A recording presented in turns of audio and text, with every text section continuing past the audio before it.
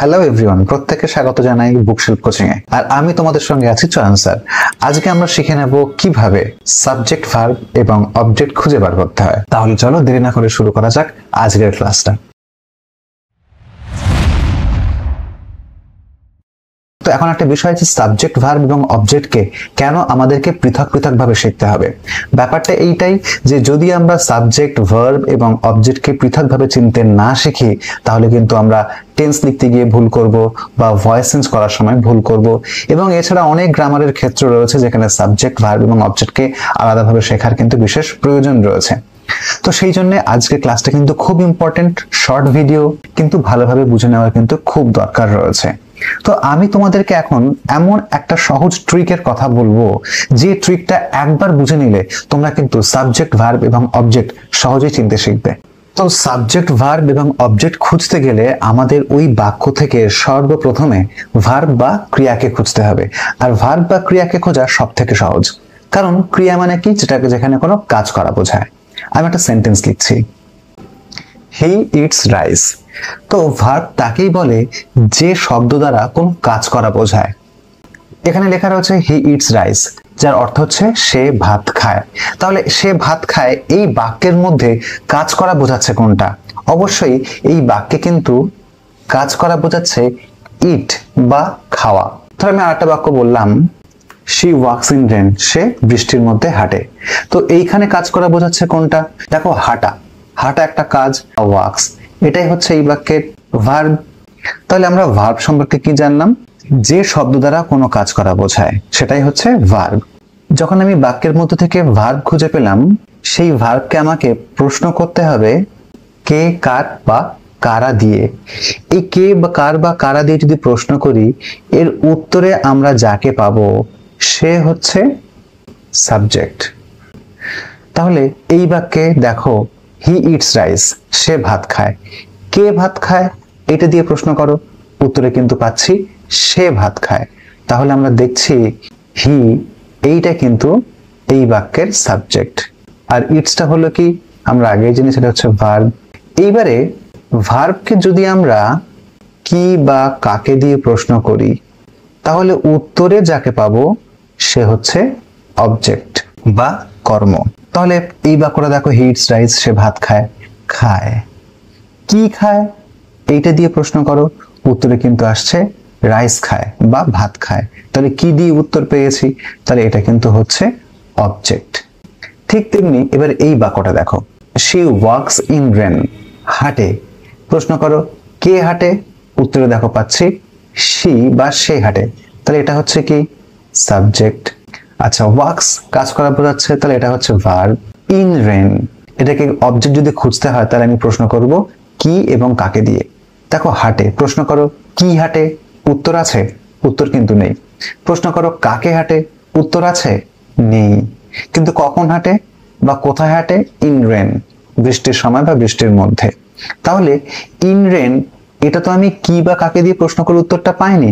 তাহলে কিন্তু এই বাক্যে ইন রেনটা কিন্তু কখনোই অবজেক্ট হতে পারবে না, এটা কিন্তু খেয়াল রাখতে হবে। অর্থাৎ সব সেন্টেন্সেই যে অবজেক্ট খুঁজে পাওয়া যাবে তা কিন্তু নয়। আমি যদি কি এবং কাকে এই দুটোর কোনো একটা দিয়ে যদি প্রশ্নের উত্তর পাই তবেই অবজেক্ট থাকবে, তা না হলে কিন্তু থাকবে না। তো আমরা একটা ছবির সাহায্যে সাবজেক্ট, ভার্ব, অবজেক্টকে চিনতে শিখেছি। তো তোমাদের সুবিধার জন্য আমি এখানে কিন্তু সেগুলোকে কথায়ও লিখে রেখেছি। এবারে আমরা কয়েকটা এক্সারসাইজ বা কয়েকটা এক্সাম্পল দেখে নিই। দেখো, প্রথমে বলছে হি হ্যাজ আ বুক। একটা সেন্টেন্সে সাবজেক্ট, ভার্ব, অবজেক্ট খুঁজতে গেলে সর্বপ্রথম আমি খুঁজবো ভার্বকে। তো এখানে ভার্বকে আছে, তো আমরা জানি অ্যামিজার বা ওয়াজ, ওয়ার, হ্যাজ, হ্যাভ, হ্যাড এগুলো সবই ভার্ব। তো এখানে হ্যাজ হচ্ছে বা আছে, এটা হচ্ছে একটা ক্রিয়া। আমি সংক্ষেপে ভি বলে লিখলাম। তো আমরা দেখেছি যে ভার্বকে কি দিয়ে প্রশ্ন করতে হবে?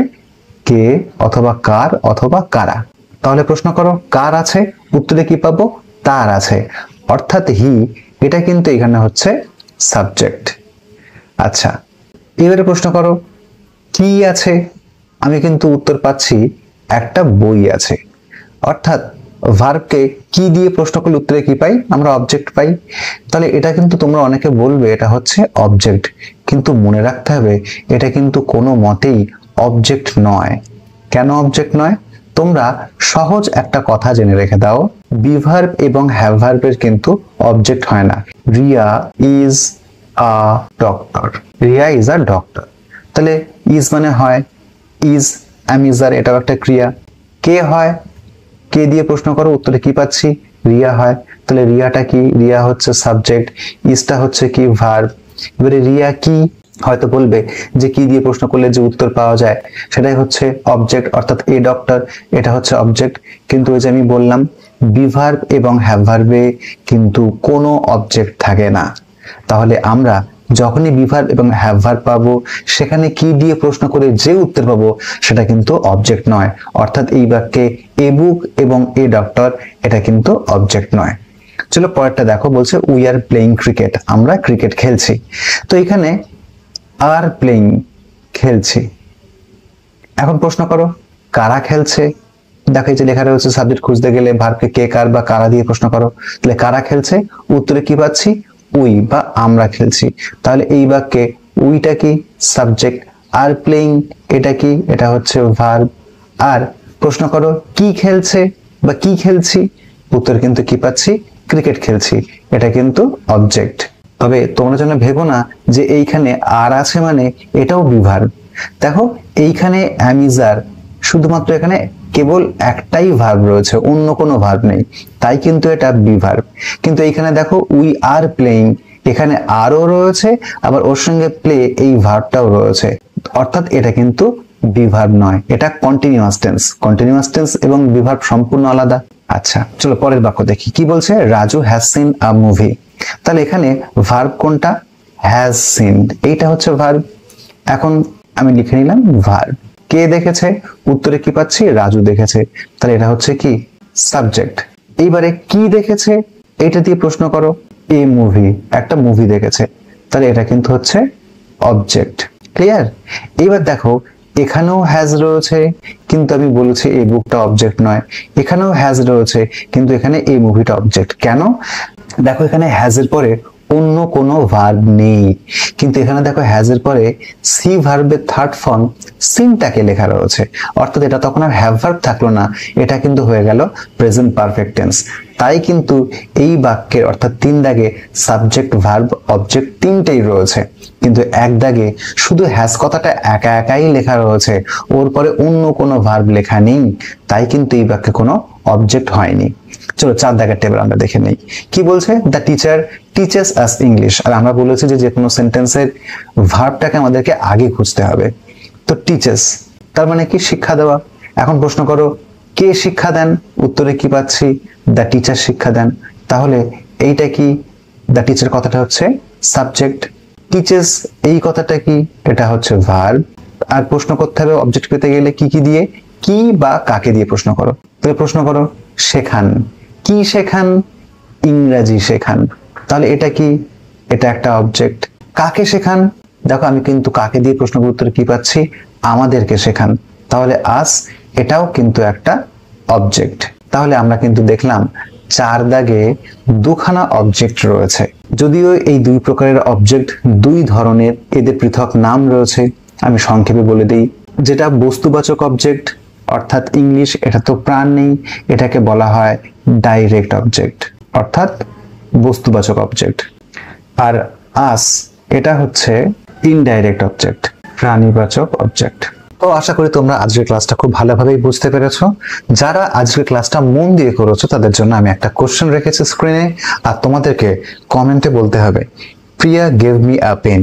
এই বাক্যের সাবজেক্ট, ভার্ব এবং অবজেক্ট, বিশেষ করে কোনটা ডাইরেক্ট অবজেক্ট এবং কোনটা ইনডাইরেক্ট অবজেক্ট আমাকে কমেন্ট করে জানাতে হবে।